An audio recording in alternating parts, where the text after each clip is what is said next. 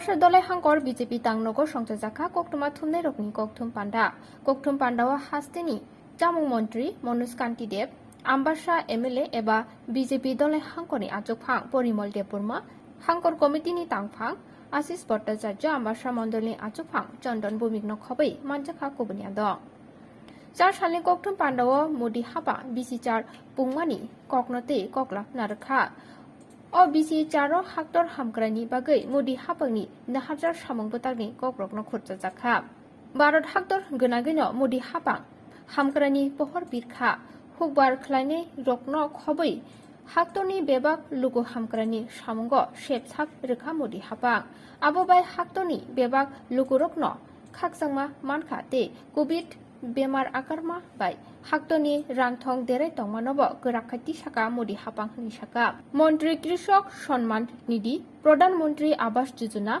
Ujjola Yojana no Khobai Modi Hapangni Juda Juda Samongbotangni Kokno Tisaibo Koklam Narokjaka Kokthum Pandawa আমরা ভারতবর্ষের যশস্বী প্রধানমন্ত্রী নরেন্দ্র মোদীজির বিগত 20 মে অষ্টম বৎসর পূর্তি উপলক্ষে উনি ভারতবর্ষের সার্বভৌমত্ব এবং অখণ্ডতা রক্ষা থেকে শুরু করে যে যে উন্নয়নমূলক কাজ করেছেন তা নিয়ে আমরা প্রেস ব্রিফিং করছি।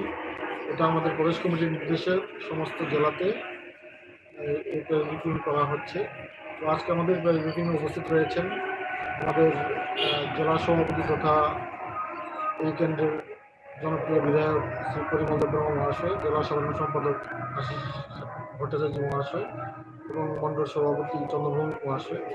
তো আপনারা জানেন যে মানুষের যে মৌলিক চাহিদা অন্ন, বস্ত্র, বাসস্থান, পানীয় জল, বিদ্যুৎ, স্বাস্থ্য, শিক্ষা সেগুলি বাস্তবায়নে মোদীজি গুরুত্ব আরোপ করেছেন এবং 2014 সালে উনি যখন ক্ষমতায় বসেন সেই সময় ভারতবর্ষে দরিদ্র সীমার নিচে বসবাসকারীর হার ছিল 22%। আজকে সেটা কমে 10% এসে দাঁড়িয়েছে। 12% কমেছে বিগত 8 বছরে দরিদ্রতা। মাথাপিছু আয় পার ক্যাপিটা ইনকাম যেটা বিগত 8 বছর আগে ছিল 79,000 টাকা, এখন সেটা হয়েছে 1.5 লাখ টাকা, প্রায় ডাবল হয়েছে। এতে সামগ্রিক বিকাশ হয়েছে। সাক্ষরতার হার বিগত 8 বছর আগে যেটা ছিল তার থেকে 6% বৃদ্ধি পেয়েছে এই 8 বছরে, 2014 সাল থেকে 2022 সাল পর্যন্ত। নরেন্দ্র মোদীজি নেতৃত্বে ভারতীয় জনতা পার্টি ক্ষমতায় আসার পর উনি ঘোষণা করেছেন ভারতবর্ষে আরও 15টি এইমস হসপিটাল করা হবে, তার মধ্যে 10টির কাজ চলছে এবং বাকিগুলিও খুব শীঘ্রই করা হবে এবং 170টি নতুন মেডিকেল কলেজ স্থাপন করা হয়েছে। স্বাস্থ্যক্ষেত্রের উপর অগ্রাধিকার দেওয়া হয়েছে, নতুন করে 170টি মেডিকেল কলেজ নেতৃত্বে স্থাপন করা হয়েছে। আমাদের সৌর এবং বায়ু শক্তি উৎপাদন ক্ষমতা বিগত 5 বছরে দ্বিগুণ করা হয়েছে।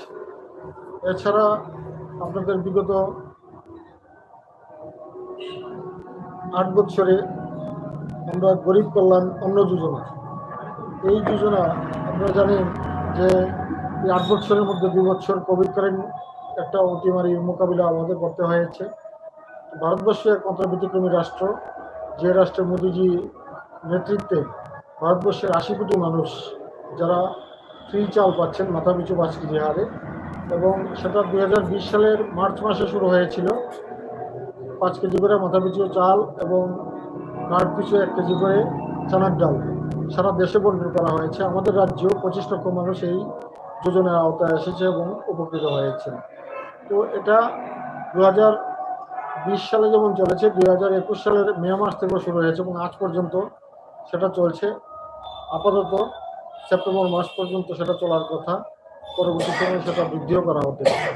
5 কেজি করে চাল দেওয়া সেটা চারটিখানির কথা নয়, ভারতবর্ষের 80 কোটি মানুষকে ডাইরেক্ট মাথাপিছু 5 কেজি করে চাল বন্টন করা হচ্ছে এবং সঙ্গে চানার ডালও দেওয়া হয়েছে। এবং আপনারা জানেন যে ভ্যাকসিন পৃথিবীর উন্নতশীল যে রাষ্ট্রগুলি রয়েছে চীন, America, France, Italy, German, Japan, Soviet union, যে সকল রাষ্ট্রগুলি রয়েছে সেই রাষ্ট্রগুলি কিন্তু ফ্রি ভ্যাকসিনেশন করতে পারেনি।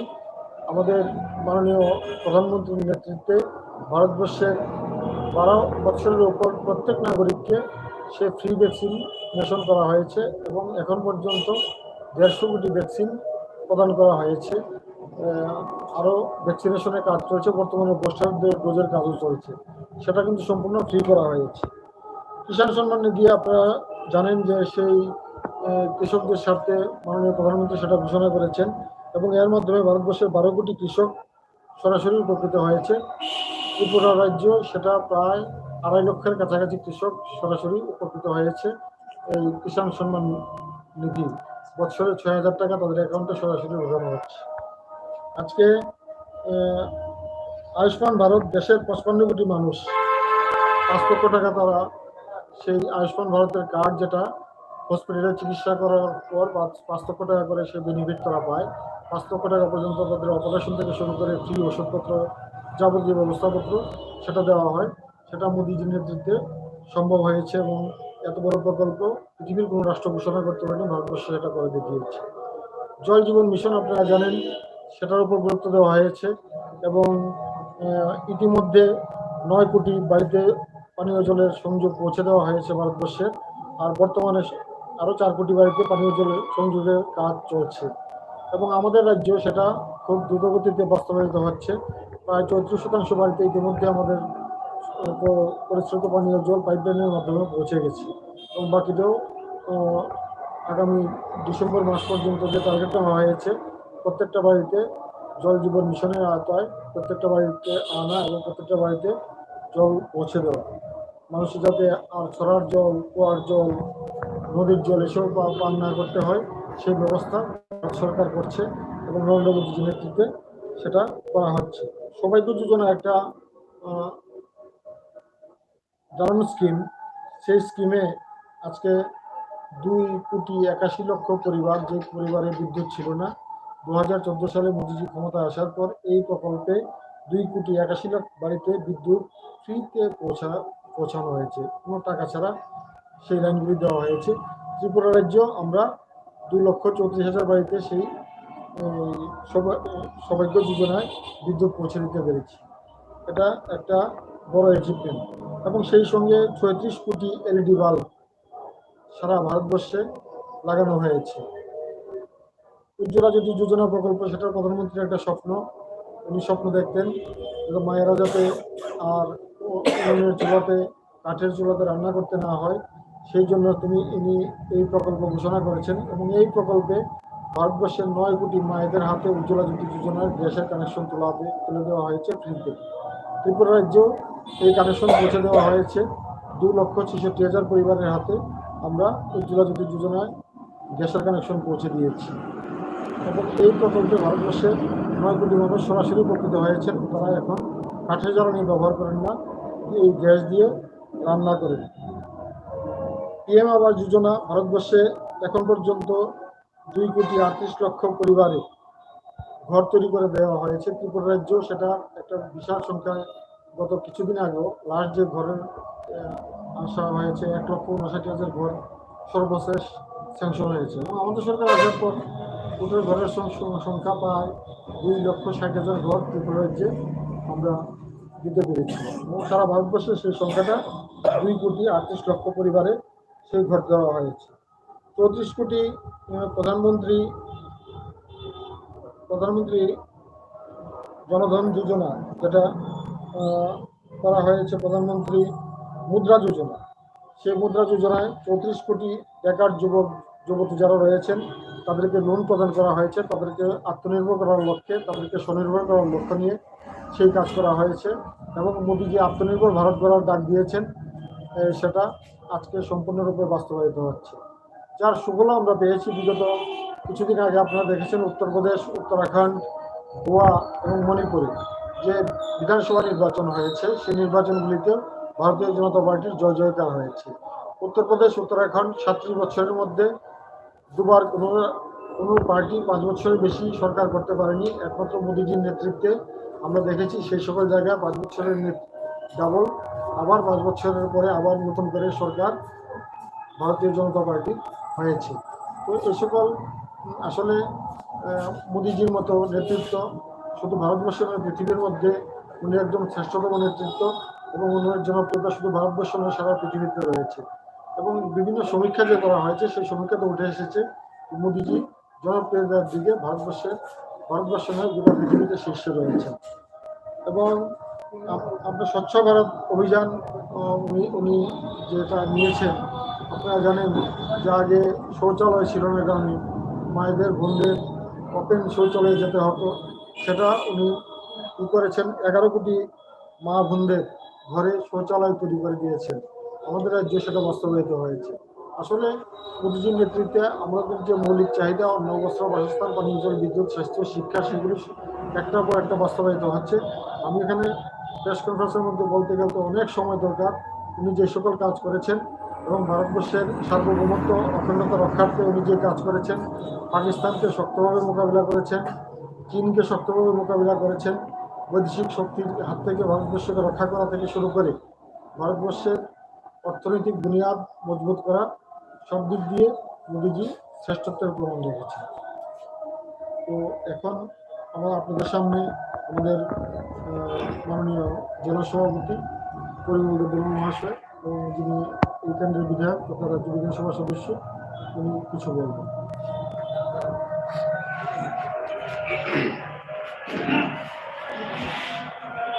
আজকের প্রেস কনফারেন্সে রায় জেলার দায়িত্বে আমাদের কমলপুর বিধানসভা কেন্দ্রের মাননীয় বিধায়ক, ত্রিপুরা সরকারের মন্ত্রী শ্রী মনোজ কান্তি দেব মহোদয়, উপস্থিত আছেন জেলা সাধারণ সম্পাদক শ্রী ভট্টাচার্য এবং এই আমবাসা মন্ডলের মন্ডল সভাপতি চন্দ্র।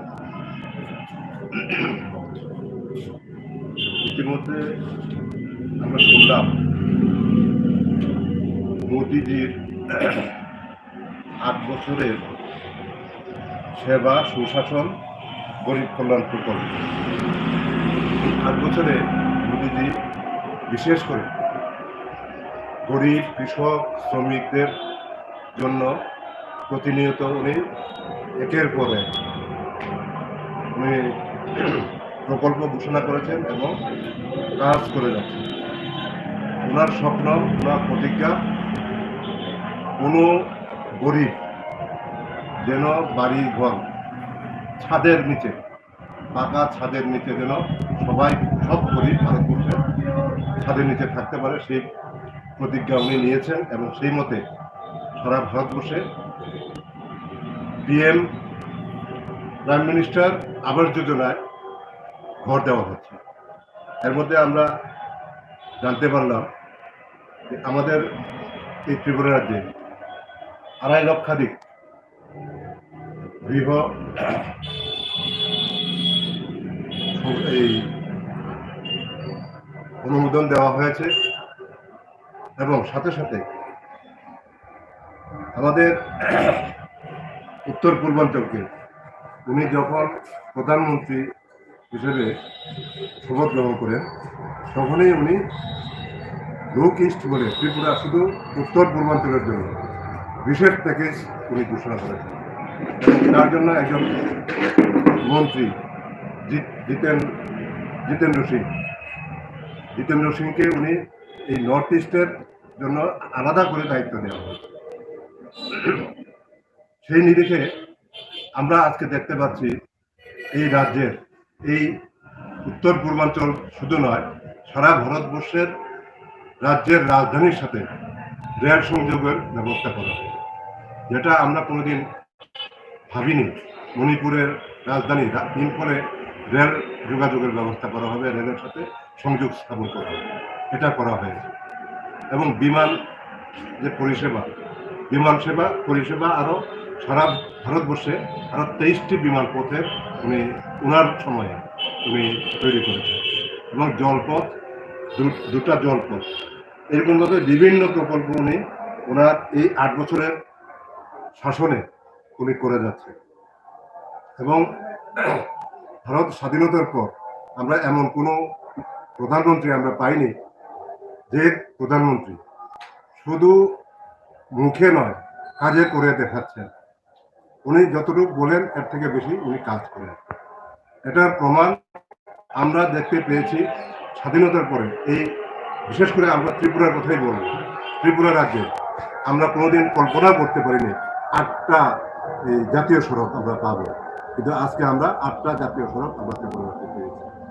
সাথে সাথে আমরা সাবরুম পর্যন্ত rail line, broad gauge rail line, আজকে বিভিন্ন রাজ্যের রাজধানীর থেকে আমাদের সাথে এক্সপ্রেস ট্রেনের সংযোগ হয়েছে, জলপথের সংযোগ বিভিন্ন রকম। আজকে বাংলাদেশের সাথে আমাদের রেল যোগাযোগের ব্যবস্থা হয়েছে। গত 30 তারিখ বাংলাদেশের সাথে রেল সংযোগ এবং আগরতলার সাথে কলকাতা ভায়া ঢাকা হয়ে গাড়ির বাসের পরিষেবা চালু হচ্ছে। এটা হচ্ছে মোদিজির সুশাসন। এই 8 বছরের সুশাসনে ওনার যে সারা ভারতবর্ষের জন্য যা করেছেন এটার জন্য আমি ওনাকে ধন্যবাদ জানাচ্ছি এবং সারা বিশ্ব ওনাকে স্মরণে রাখি।